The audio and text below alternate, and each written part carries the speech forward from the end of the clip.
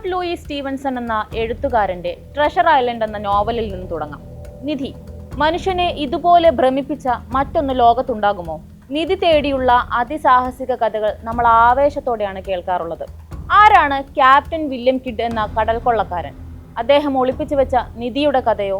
ആ സാഹസിക കഥയും അദ്ദേഹത്തിന്റെ മരണശേഷമുണ്ടായ അതിലും സാഹസികമായ ഉപകഥകളും തുറന്നു തരുന്ന ഒരുപാട് വാതിലുകളുണ്ട്. ക്യാപ്റ്റൻ വില്യം കിഡിന്റെ ജീവിതകഥയെ ആസ്പദമാക്കിയാണ് സ്റ്റീവൻസൺ ട്രഷർ ഐലൻഡ് എന്ന നോവൽ എഴുതിയത്. കടൽക്കൊള്ളക്കാരെ നേരിടാൻ പോയി സ്വയം കടൽക്കൊള്ളക്കാരനായി മാറിയ ക്യാപ്റ്റൻ വില്യം കിഡ് അവിശ്വസനീയവും അതിസാഹസികവുമാണ് സംഭവബഹുലമായ ആ ജീവിതകഥ. എന്നാൽ നമ്മൾ ഇവിടെ പറയുന്നത് ക്യാപ്റ്റൻ കിഡിനെ കുറിച്ച് മാത്രമല്ല, കിഡിനെ കുറിച്ചുള്ള കഥകളിൽ ആകൃഷ്ടനായി നിധി തേടിപ്പോയ ഒരു നടന്റെ കഥ കൂടിയാണ്. The curious case of Captain Kidd's treasure.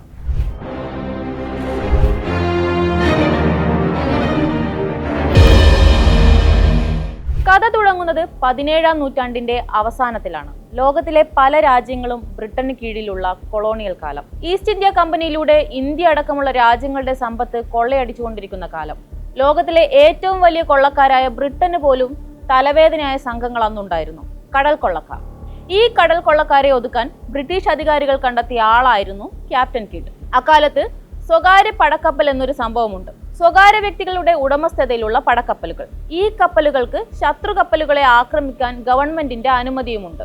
ഇതിലൂടെ ലഭിക്കുന്ന കൊള്ള മുതൽ സർക്കാരുമായി പങ്കിടണമെന്നതായിരുന്നു വ്യവസ്ഥ. പ്രൈവറ്റീർ എന്നായിരുന്നു ഈ വിഭാഗം അറിയപ്പെട്ടിരുന്നത്. അക്കൂട്ടത്തിൽപ്പെട്ടയാളായിരുന്നു ക്യാപ്റ്റൻ കിഡ്. 1690കളിലെ ഇംഗ്ലണ്ട് ഫ്രാൻസ് യുദ്ധകാലത്ത് ബ്ലസ്ഡ് വില്യംസ് എന്ന കപ്പലിന്റെ ക്യാപ്റ്റൻ ആയിരുന്നു കിഡ്. അക്കാലത്ത് വിജയങ്ങൾ കൊയ്ത പ്രൈവറ്റീർ ആയിരുന്നു അദ്ദേഹം. ഈ കാലത്താണ് ഇന്ത്യൻ മഹാസമുദ്രത്തിലെ കടൽ കൊള്ളക്കാരെ നേരിടാൻ സ്കോട്ടിഷ് ക്യാപ്റ്റനായ കിഡിനെ ഇംഗ്ലണ്ട് ചുമതലപ്പെടുത്തുന്നത്.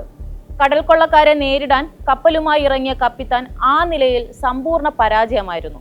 സംഘാംഗങ്ങൾ വരെ തനിക്കെതിരെ തിരിയുകയും സാമ്പത്തികമായി മെച്ചപ്പെടാൻ മറ്റ് വഴികൾ ഇല്ലാതാകുകയും ചെയ്തതോടെ ക്യാപ്റ്റൻ കിഡ് ഒരു കടൽ കൊള്ളക്കാരനായി മാറി.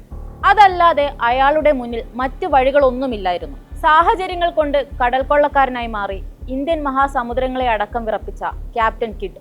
ഉൾക്കടലിലെ ക്യാപ്റ്റൻ കിഡിന്റെ സാഹസിക കഥകൾ കടൽ കടന്ന് പ്രചരിച്ച കാലം. ചരിത്രത്തിലെ ഏറ്റവും നിർഭാഗ്യവാനായ കടൽ കൊള്ളക്കാരൻ എന്ന് ക്യാപ്റ്റൻ കിഡിനെ വിശേഷിപ്പിക്കാം. പ്രവചനാതീതമായ കടലിനെ അയാൾ പിടിച്ചടക്കി. പക്ഷേ തന്നെ കാത്തിരുന്ന ദാരുണമായ വിധിയെ തടുക്കാൻ ആ ക്യാപ്റ്റൻ ആയില്ല.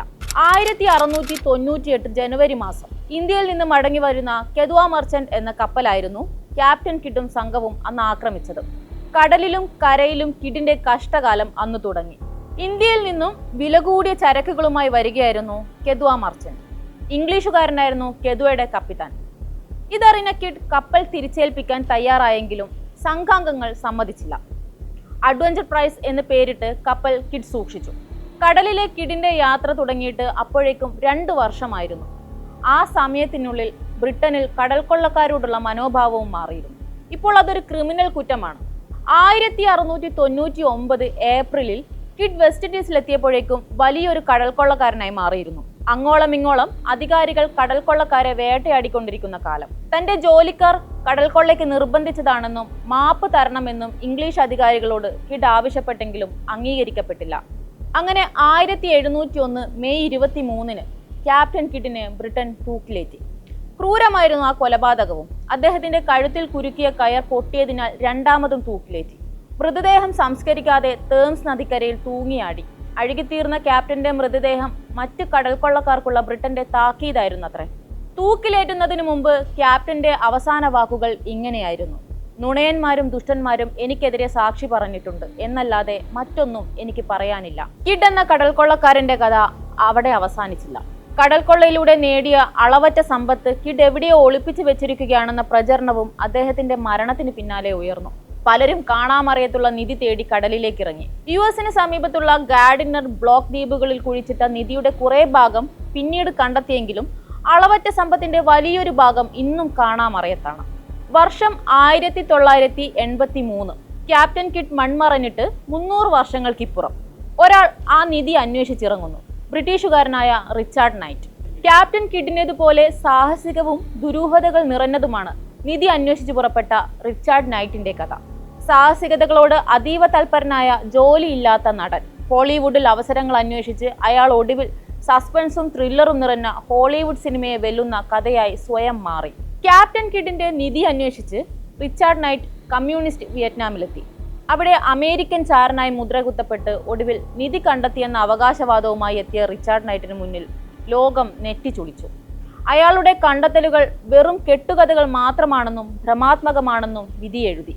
എങ്കിലും നൈറ്റിന്റെ കഥ പിന്നീട് ഡോക്യുമെന്ററികളായും സീരീസുകളായും എല്ലാം അവതരിക്കപ്പെട്ടു. നിധി തേടി അയാൾ പല വഴികളിലൂടെ സഞ്ചരിച്ചു.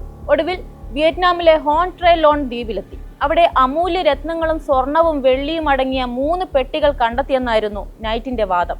എന്നാൽ വിയറ്റ്നാമീസ് സർക്കാർ അയാളെ അറസ്റ്റ് ചെയ്തു. ചാരനാണെന്ന് ആരോപിച്ച് 14 മാസം തടവിലാക്കി. മോചിതനായ ശേഷം തിരിച്ച് ഇംഗ്ലണ്ടിലേക്ക് മടങ്ങിയ നൈറ്റ് തന്റെ സാഹസിക യാത്രകളെക്കുറിച്ച് ഒരു പുസ്തകം എഴുതാൻ തീരുമാനിച്ചു. നടനാകാൻ മോഹിച്ച് മറ്റെന്തൊക്കെയോ ആയി മാറിയ ഒരു മനുഷ്യന്റെ അതിസാഹസിക യാത്ര. അതിൽ പലതും സത്യമാണെന്ന് വിശ്വസിക്കാൻ പോലും കഴിയാത്തതായിരുന്നു. നിധിവേട്ടക്കാരനായ ജോർജ് എഡ്മണ്ട് വിശ്വസിക്കുന്നത് നൈറ്റ് തെറ്റായ പാതയിലായിരുന്നുവെന്നും നിധി അജ്ഞാതമായ മറ്റേതോ സ്ഥലത്ത് ഇന്നും മറഞ്ഞിരിക്കുന്നുവെന്നുമാണ്. എന്തായാലും ക്യാപ്റ്റൻ കിഡിന്റെ നിധി കണ്ടെത്തിയാലും ഇല്ലെങ്കിലും റിച്ചാർഡ് നൈറ്റ് പറഞ്ഞ കഥ ലോകമെമ്പാടുമുള്ള പ്രേക്ഷകരെ ആകർഷിച്ചു. നടനാകാൻ മോഹിച്ച് ഹോളിവുഡിലെത്തിയ സാധാരണക്കാരൻ സ്വയം ഒരു കഥയായി മാറി. എങ്കിലും ഒരു ചോദ്യം മാത്രം അവശേഷിക്കുന്നു. ക്യാപ്റ്റൻ കിഡിന്റെ നിധി ശരിക്കും നൈറ്റ് കണ്ടെത്തിയിരുന്നോ? അറിയില്ല. ക്യാപ്റ്റൻ കിഡിന്റെ അജ്ഞാത നിധി പോലെ നൈറ്റിന്റെ അവകാശവാദങ്ങളും നിഗൂഢമായി ഇന്നും തുടരുകയാണ്.